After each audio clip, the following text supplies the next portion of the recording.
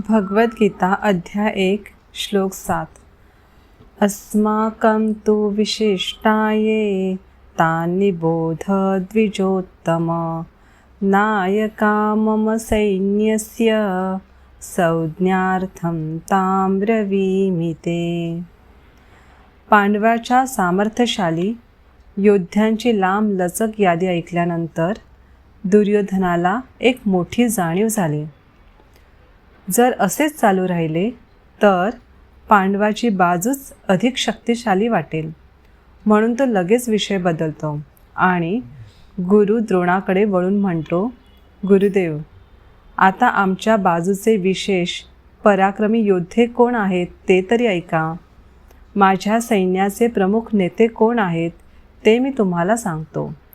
ही फक्त यादी नव्हती, हे होतं दुर्योधनाचा आत्मविश्वास परत मिळवण्याचा प्रयत्न।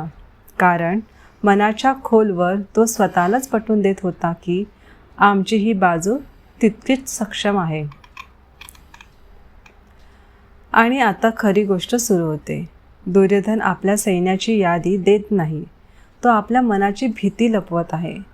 पण पुढचा श्लोक ऐकल्यावर तुम्हाला समजेल, या युद्धाची दिशा पहिल्या दिवसापासूनच ठरत होती। काहीतरी मोठं उलगणार आहे। चला पाहूया श्लोक 8 मध्ये। जय श्री कृष्ण।